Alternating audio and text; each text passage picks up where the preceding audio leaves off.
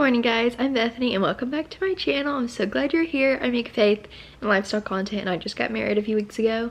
So it's just married fun content. So today I am doing like a little clean with me, get the house all in order, laundry, cleaning the sheets, all that stuff today because I work a few days of the week.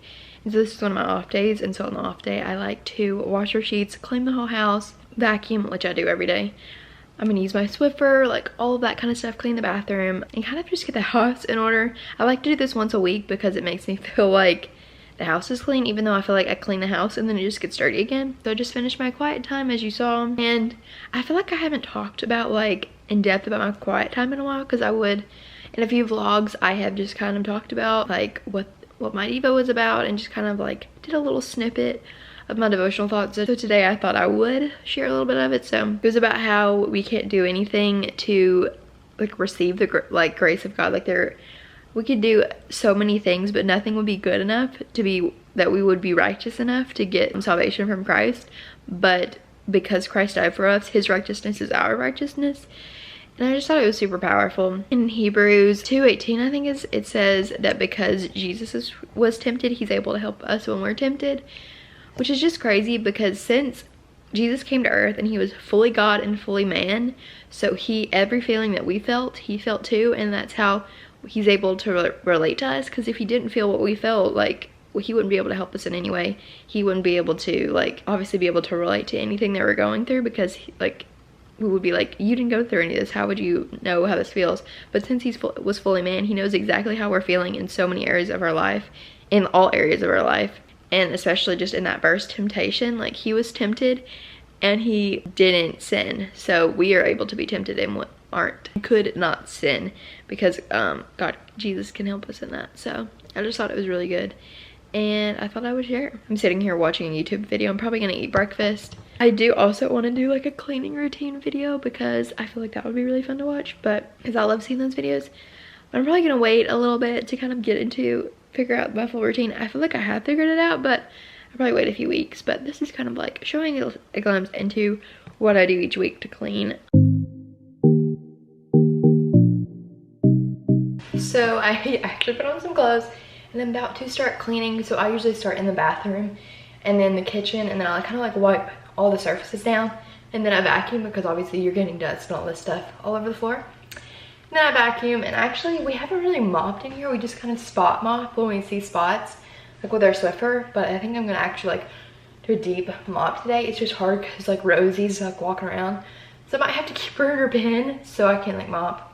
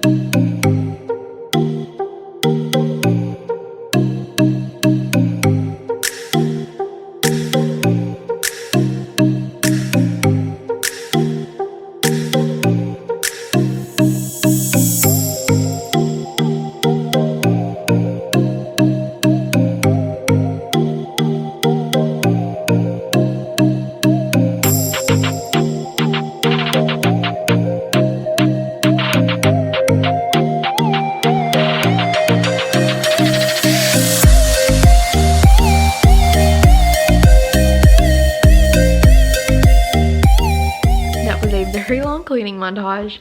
So I cleaned the whole house. I didn't mop it. I did mop the bathroom, but that's about it. I put the sheets on the bed. It's always such a refreshing feeling when you wash your sheets and put them back on your bed. It's just nice. So Ethan is off and we go to the car because we're about to go get coffee. And there was a humongous bug on the back of the car. And I see it and then it moves and I don't know where it went, and I just started screaming bloody murder. And then next door, our neighbor's is getting his roof worked on. So he's outside along with construction workers. And I look like a full-on idiot. They're all staring at me. I feel the need to have to apologize to them because I look like an idiot.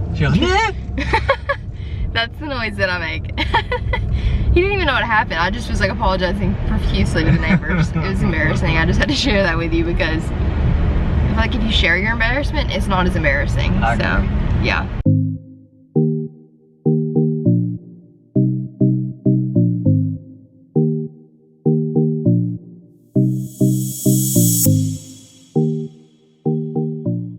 So I thought I would do a little thrift haul, which is mostly books. First thing I got, it's not books, is this little jar for my Nespresso, or our Nespresso capsules.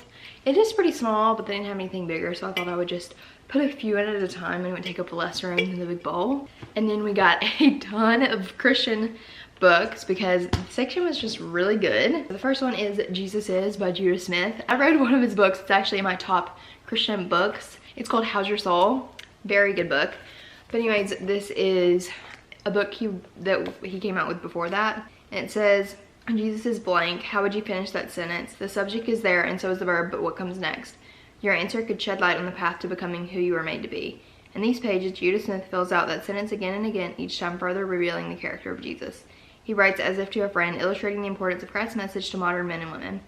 This is a book for new believers, for lifelong followers, and for the merely curious. Judah Smith shows us the Jesus that somber paintings and hymns fail to capture. With passion, humor, and conviction, he shows that Jesus is life, Jesus is grace, Jesus is your friend, Jesus is a new and better way to be human. So it sounds very good. And then the next one is called Chasing Daylight by Erwin McManus. Erwin McManus is the pastor of Mosaic in LA. I've listened to one of his podcasts, I think, and I've heard just good things about him in general. So I saw this one, so I thought we might like it. So it says, when we are passionate about God, we can trust our passions. Chasing daylight is a call to live a life of blazing urgency. We have but one life. We are given one opportunity to pursue our dreams and fulfill our divine purpose. Every moment counts, and we must engage them with fierceness and zeal. Put it into passive observation, paralyzed by the need for perfect opportunity, and start seizing the raw, untapped potential of your life with God. Are you willing to risk failure? Are you ready to get in the game? You may stumble, but you will find yourself falling forward, propelled toward the God-inspired adventure He intends you to live. Yeah, He intends you to live. So just to seize the power of every moment. Sounded really good. The next one is called Fervent by Priscilla Schreier. It's a woman's battle plan for serious, specific, and strategic prayer.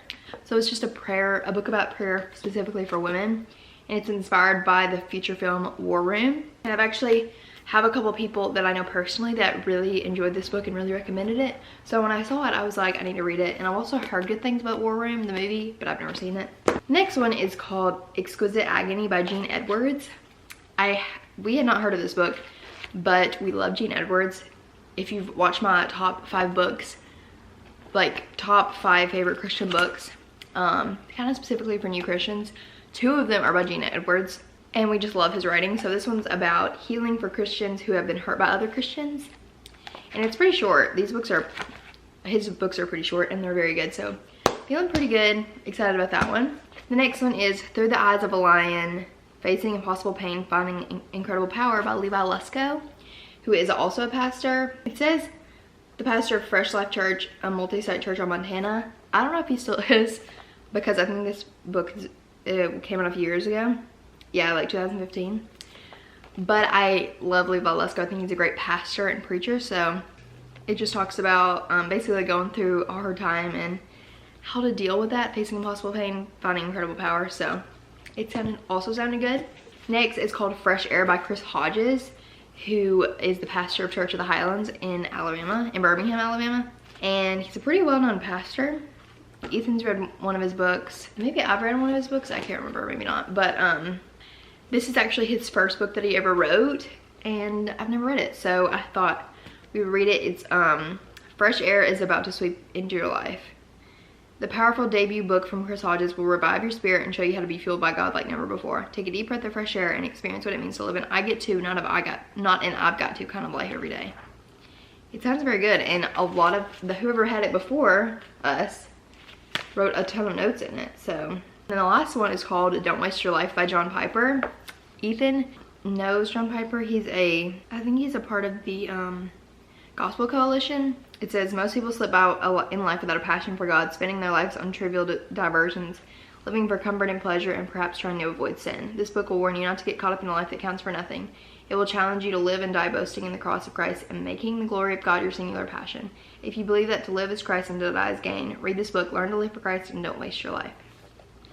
Which sounds very good. So overall, it was a very successful thrifting trip. I was very surprised we found all these books.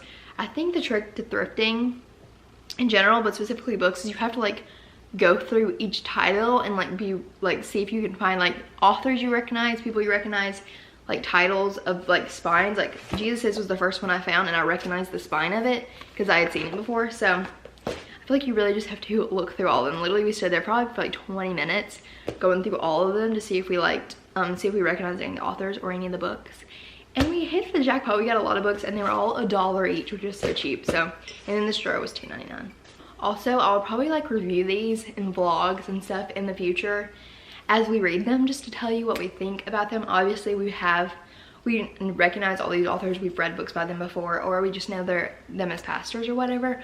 So we have been recommended them by people.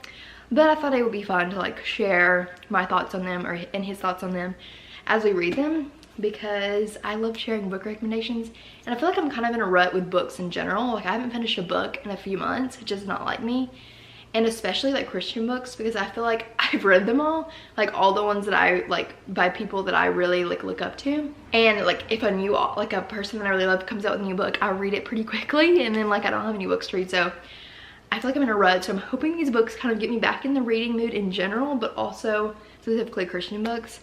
I feel like obviously you should read the Bible. That's the #1 source of truth. But I love reading Christian books. I think they're really encouraging and helpful. So especially about pastors and people that are just really pioneers in the faith. So